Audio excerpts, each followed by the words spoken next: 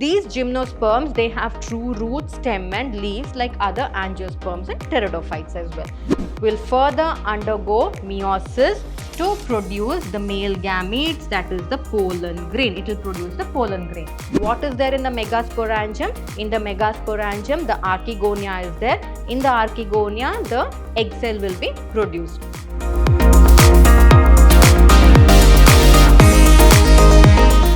Hello everyone, a warm welcome to this session on class 11 biology for CBSE. I am Dr. Divya, biology faculty, Vidyashram School of Excellence, Mysore. So in this session, let us talk about the topic gymnosperms under chapter 3, plant kingdom. So let's know the general characteristics of gymnosperms, the way they reproduce and all that, and then we'll move on to knowing about some of the MCQs that can be framed under this particular topic for in exam point of view. So gymnosperms are those plants which bear the naked seed. So therefore, they have been named as gymnosperms. So here gymno means naked and sperma means seeds. So here the ovules that are there. So we all know that in the case of angiosperms, in the gynoecium there is presence of the ovary. Inside the ovary there is presence of ovules, and those ovules are the ones inside which the egg will be there. The egg cell fertilizes with the male gamete to form the seeds, right? So therefore the seeds will be enclosed within the ovary. Around the seed there will be ovary present.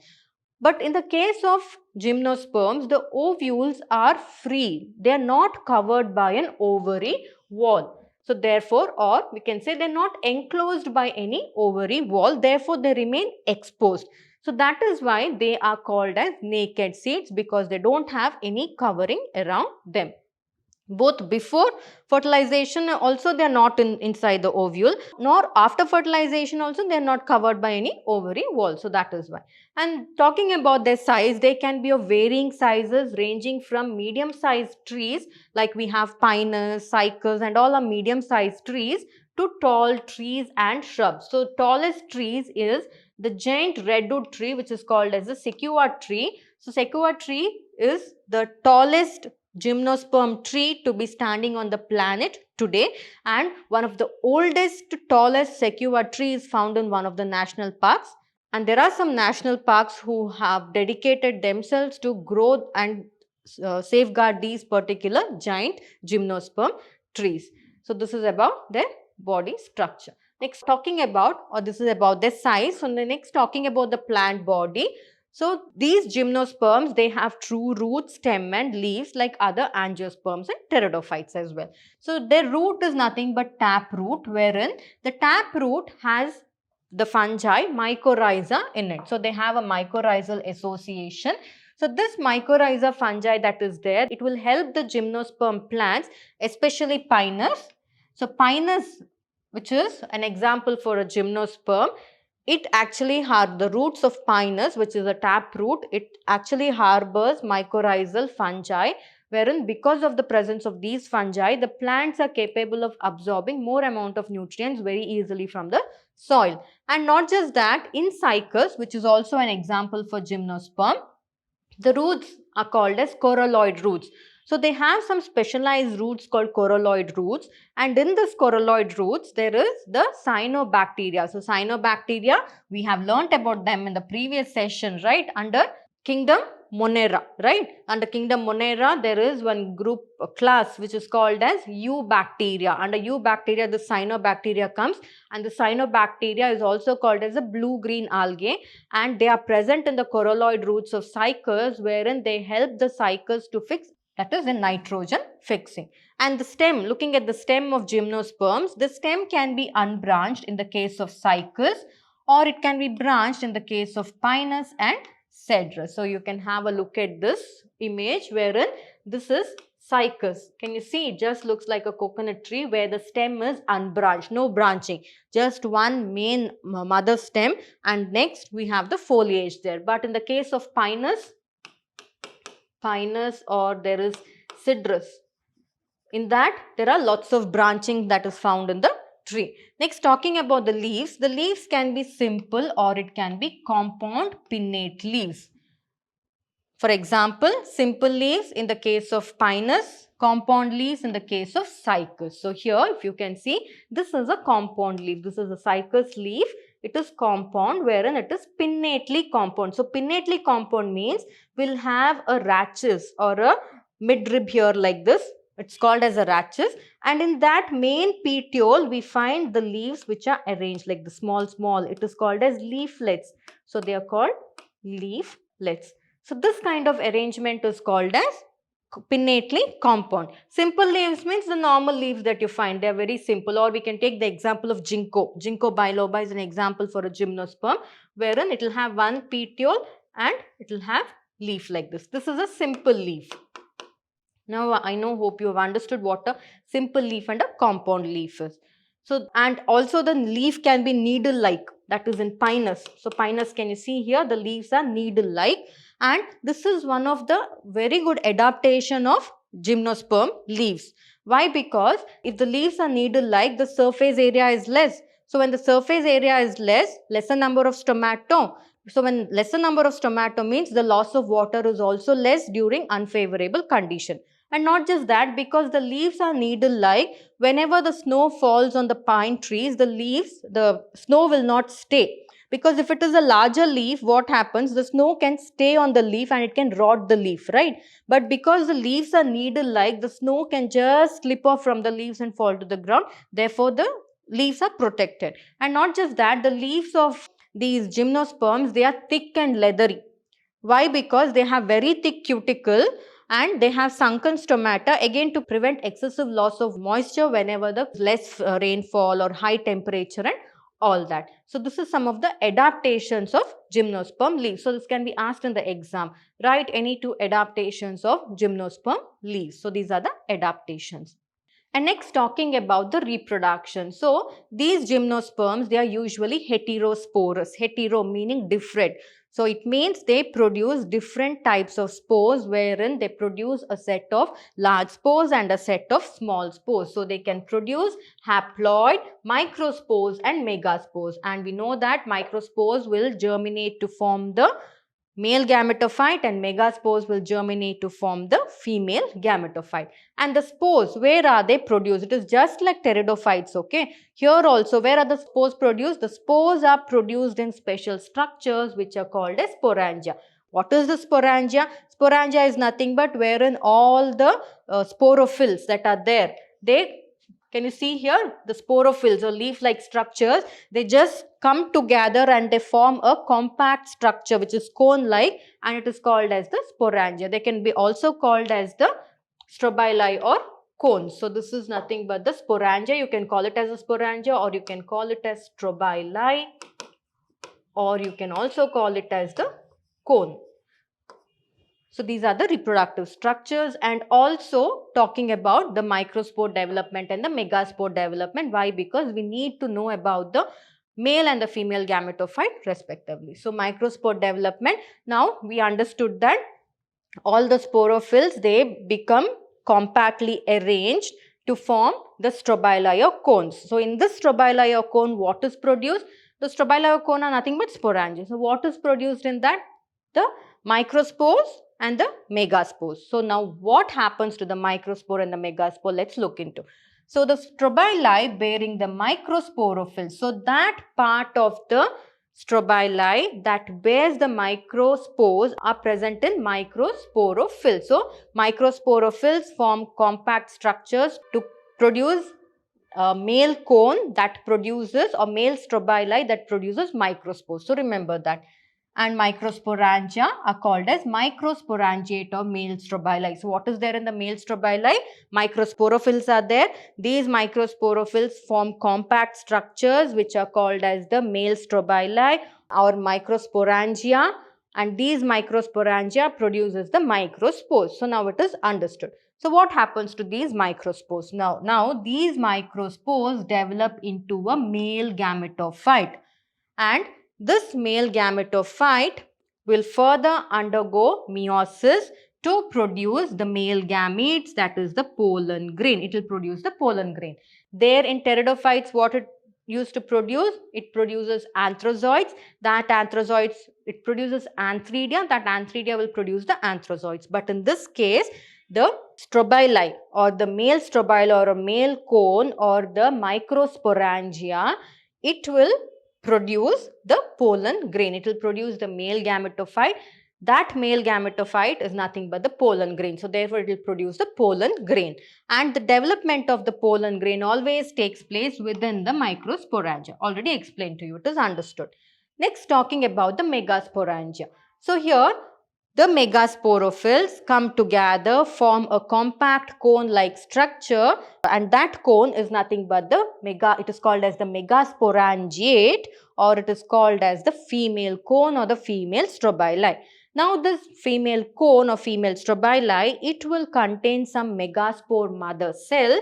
These megaspore mother cells they undergo meiosis, or they become differentiated from one of the cells of the nucellus. So nucellus, what is this nucellus? Is nothing but in the ovule of gymnosperms, there is the presence of the ovary, right? Or in the ovary, there is presence of some tissues which are called as nucellus.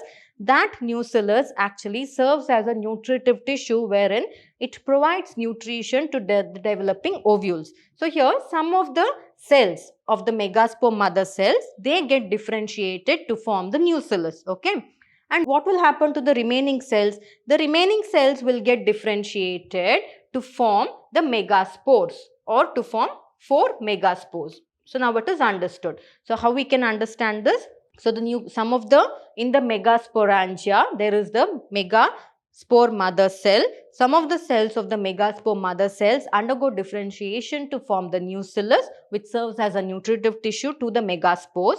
And some of the the remaining megaspore mother cells that is there, they get differentiated or they undergo meiosis to produce 4 megaspores. It is understood. Now, after the formation of 4 megaspores, what happens? Let's look into. So, one of the megaspore that is there, which is present within the megasporangium, it will develop into a female gametophyte, and that female gametophyte is multicellular. And in that female gametophyte, what is there? It will contain the archegonia, or it will have the female sex organ. Now, this multicellular female sex organ or the archegonia or the female gametophyte, it will be retained within the megasporangium. So now what is there in the megasporangium? In the megasporangium, the archegonia is there. In the archegonia, the egg cell will be produced. So this is about the megaspore development. One of the megaspores I told you that will, so from where did the megaspore come?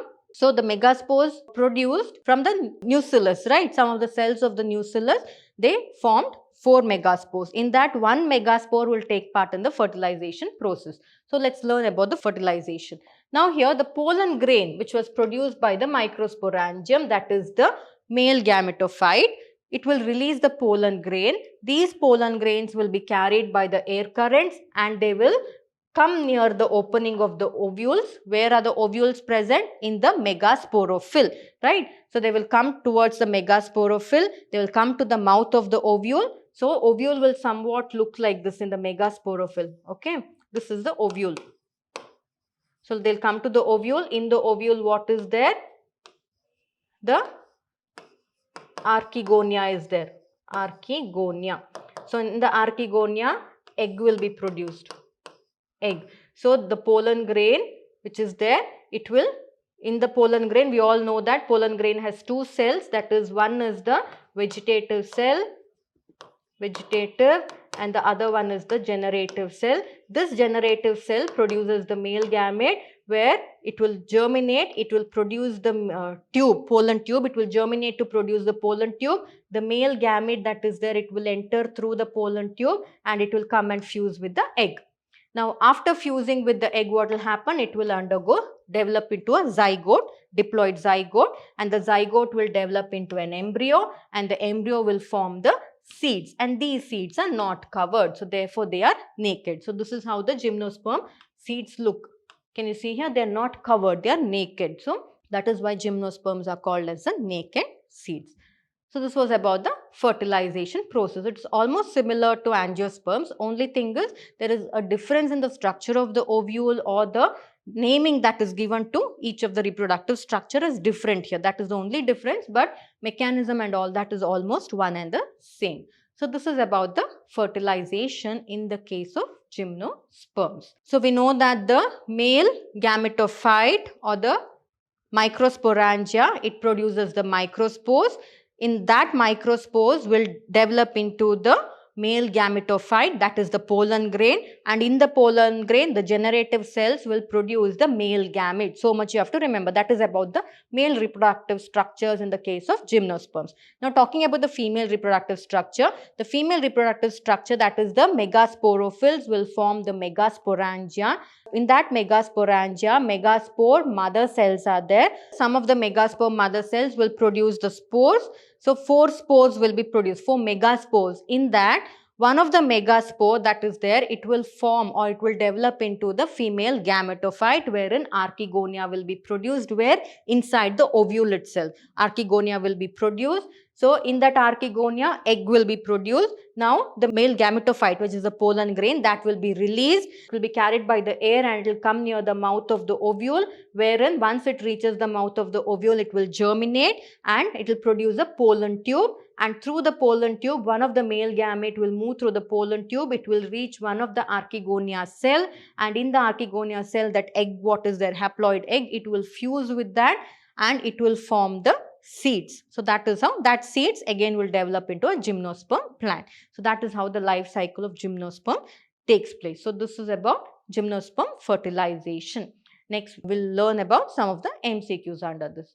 So dash is the tallest tree species. So here the question is, dash is the tallest tree species. Is it cycas, sequoia, pinus or ginkgo? So cycas, no, they come under gymnosperms, but it is not the tallest. It is sequoia. So sometimes they can change the answers to cycas, redwood tree, pinus, ginkgo. So you can choose redwood because sequoia is also called as redwood tree. So remember that. Next, the specialized roots in cycas that have cyanobacteria in them.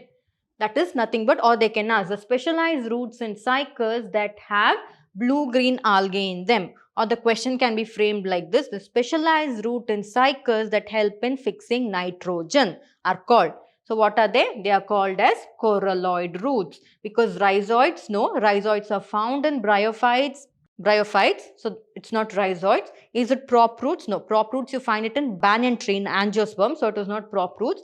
Is it root nodules? No, because root nodules also you find it in angiosperms, especially leguminous plants, that is beans, chickpea, cowpea and all that. So therefore the answer here is coralloid root. And I've also told you how in 3 ways the question can be formed here. And also related to this, the question can be asked, the specialized roots in cycas or dash bears mycorrhiza in their roots. So it is pinus, because pinus, they have roots which harbors mycorrhiza fungi in them. So like that also question can be framed.